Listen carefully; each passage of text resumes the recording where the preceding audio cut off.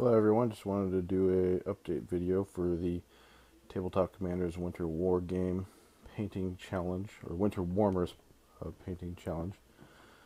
And I have elected to finish my Austrian army with 6mm Bacchus miniatures.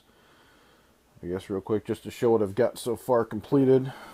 I've got 3 Austrian, they're German line units.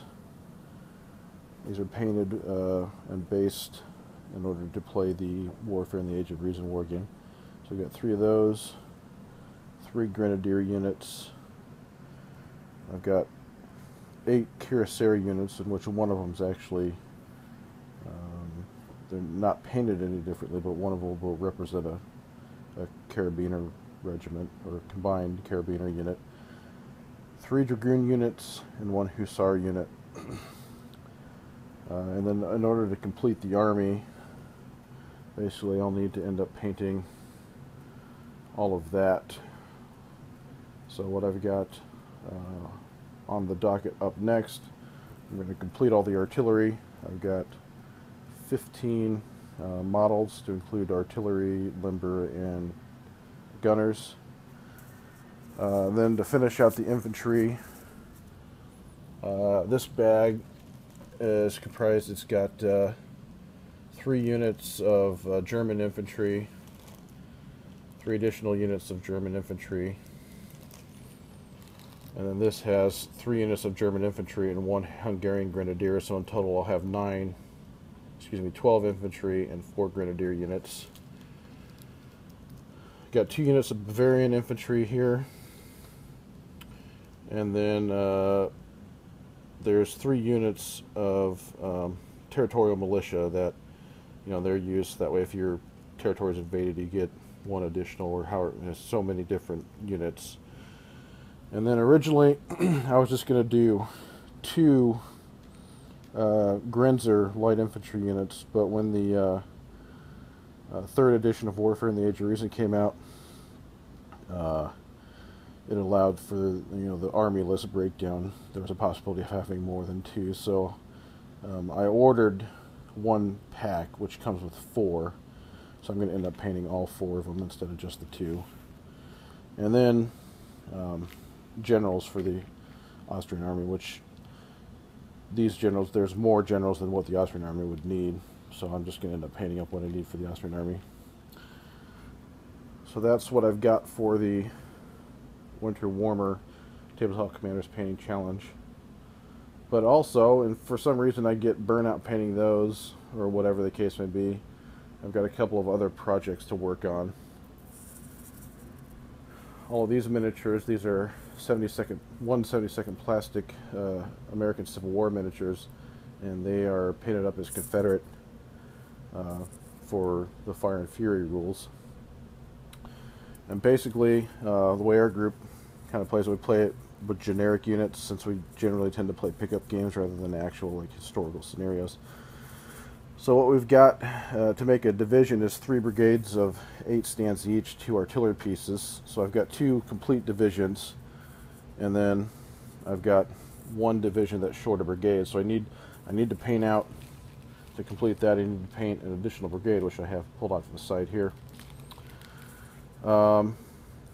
And then eventually the cavalry division comprises of 2 cavalry brigades with its associated dismounted cavalry and 1 artillery piece.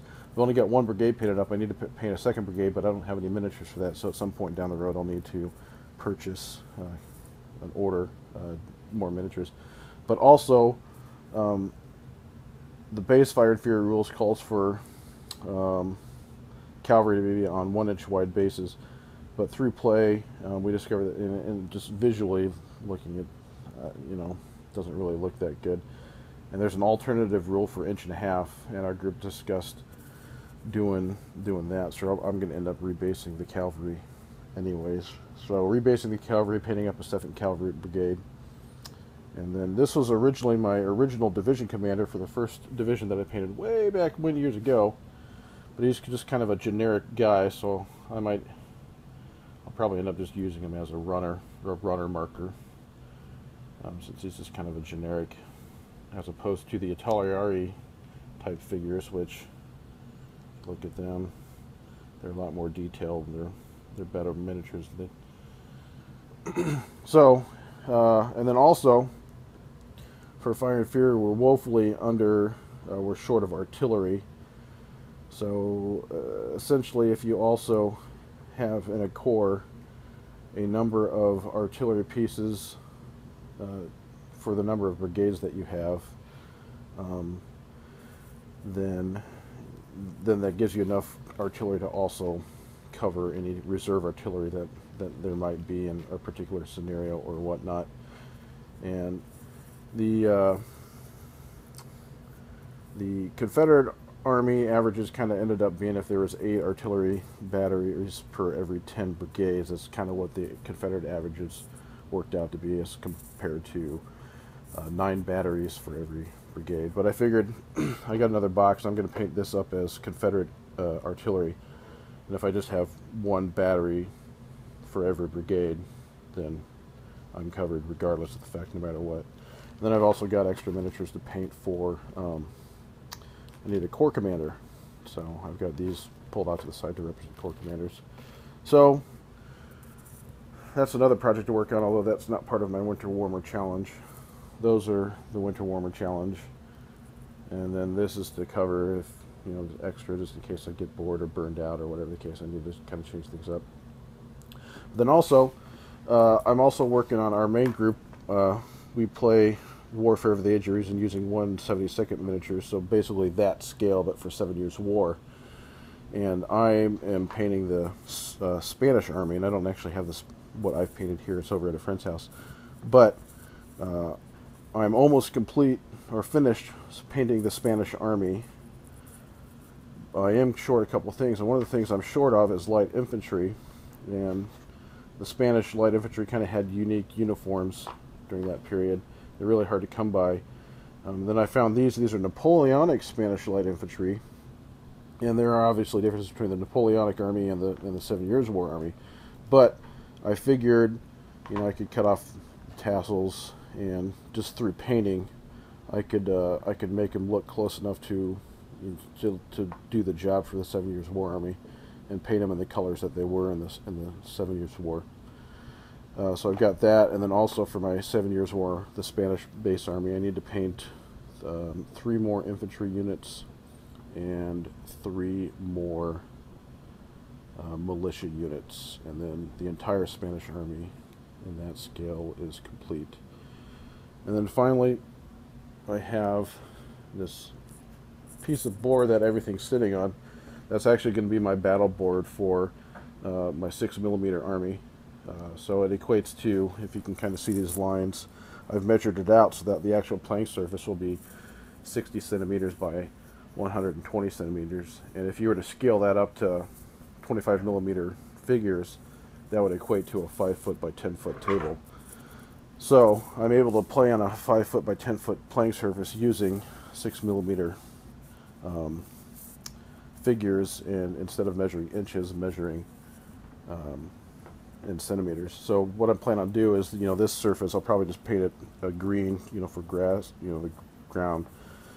And then this border, I'm going to paint the border, and then I'm going to kind of have a scale on the border, so that way, I guess it just kind of looked nice to kind of cover up the border, you know, white and gray, or white and black alternating centimeter wide scale going around the entire length of the border. And then, you know, I've got buildings to build, and then hills to build, and all that stuff, so that way you get a full functioning wargaming battlefield. But anyways, that's what I've got. This is what I hope to accomplish and finish painting by the end of this year. And if work gives me the time, I should be able to do that. Anyways, good luck to everybody in the painting challenge, and I'll talk to you on the next one.